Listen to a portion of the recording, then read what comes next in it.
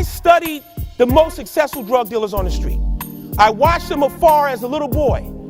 What kind of cars they drove, how they talked, how they communicated, how they marketed and sold their product. So I became a master duplicator. I studied their strengths, I studied their weaknesses. And I never used drugs in my life. Never smoked cocaine, marijuana, I don't drink alcohol. I've never put anything in my body that wasn't natural. My addiction was the money.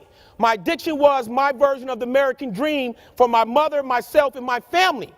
That was my addiction, nothing else. So in prison, I used the same strategy I did as a paperboy, candy seller, drug dealer, and I built strategic relationships with some of the smartest guys in prison. I started hanging out with all the Wall Street boys. They turned me on to 60 Minutes, 2020 Primetime Live. They introduced me to National Geographics, where I began to expose myself to the world, because we know exposure is the foundation to a dream. Exposure is the foundation of change. We become what we see. So if you never see success, if you never see the six-figure job, if you never see, feel, or touch the house on the hill with the white picket fence, you can't become what you don't see, hear, and experience. So in prison, the Wall Street boys became real cool with me. There was this one white dude, I call him the white dude, from Wall Street.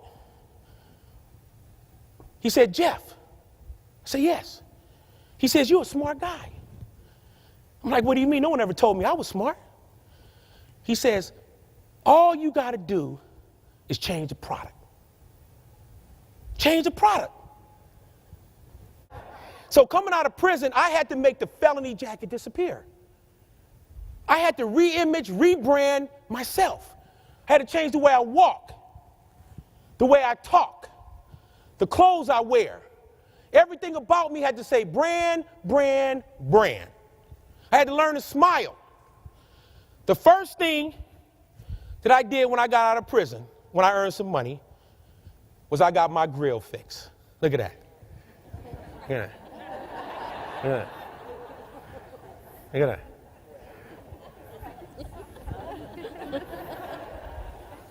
I had to get my grill fixed. I can't go into corporate America with missing teeth and crooked teeth and yellow teeth and not having maintenance on my teeth for 10 years. I had to learn to smile. I had to straighten up the way I walk. Now, I've been cool my whole life. I'm still cool today. This is how I used to walk back in days. Like somebody shot me in my leg.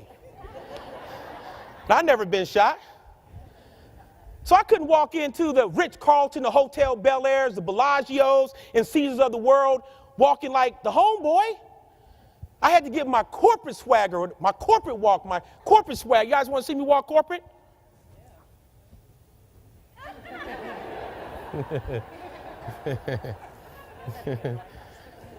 And no ass, she said.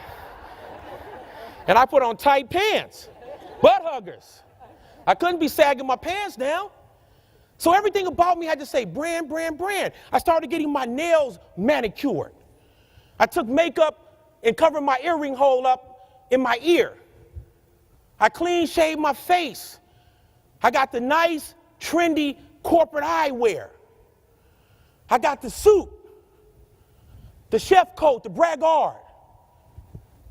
I had to really convince corporate America that I was changed, all the way down to the funny Johnson & Murphy shoes on, wingtip. Now, if the boys see me with these on back in the days, they'd be, "Boy, that Jeff sure have squared up on us."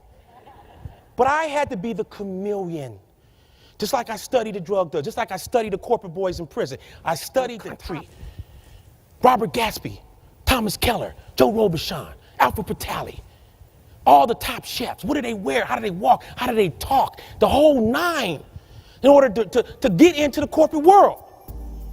And that's how I was able to go from the prison, from the streets to prison, from prison to corporate America.